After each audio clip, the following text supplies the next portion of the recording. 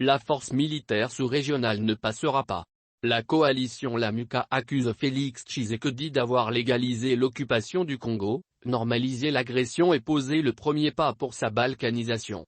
Les réactions de protestation s'amoncellent depuis la publication du communiqué final sanctionnant le conclave des chefs d'État de la RDC, du Rwanda, du Burundi, de l'Ouganda, du Sud-Soudan, du Kenya et de la Tanzanie à Nairobi. Lamuka condamne totalement les conclusions de ce sommet et rejette catégoriquement le déploiement de la force sous-régionale annoncée. La coalition Lamuka condamne et rejette avec fracas la décision prise par M. Félix Tshilombo et les chefs d'État des pays de l'Est en conclave à Nairobi, laquelle consiste à déployer une force militaire sous-régionale autant hétéroclite qu'hypocrite en remplacement des FARDC dans les provinces meurtries de l'Ituri, du Nord Kivu et du Sud Kivu, a déclaré mercredi matin Prince Epange, au cadre de cette coalition de l'opposition congolaise dirigée par Martin Fayulu Madidi. La coalition Lamuka qualifie de haute trahison le fait pour le président Félix Tshisekedi d'avoir pris part à cette rencontre taillée contre la RDC.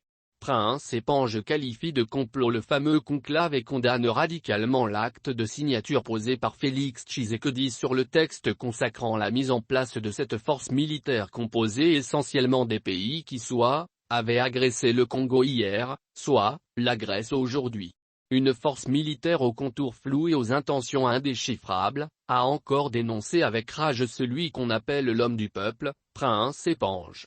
La coalition Lamuka ne s'explique nullement que cette force censée venir traquer les groupes armés, dont le M23, soit composée des forces en provenance des mêmes États accusés d'envahir la République démocratique du Congo. La coalition Lamuka juge de pire le fait même que l'armée du pays agresseur actuellement, le Rwanda, fasse partie de cette coalition des armées sous-régionales.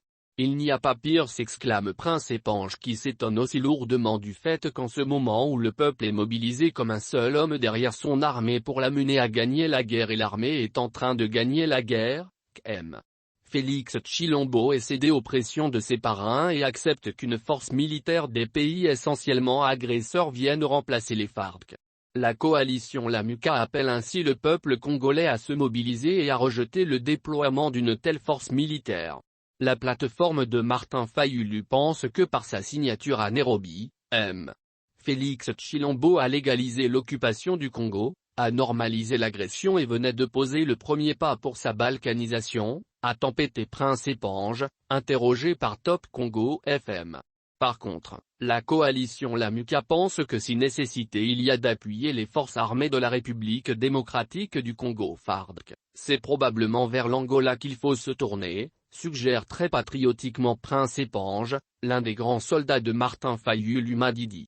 Ou alors, soutient-il, il conviendrait de renforcer la mission d'observation des Nations Unies au Congo MONUSCO car, elle au moins, est composée de plus de 170 pays plutôt que de s'abandonner entre les griffes du loup qui est déjà dans notre bergerie.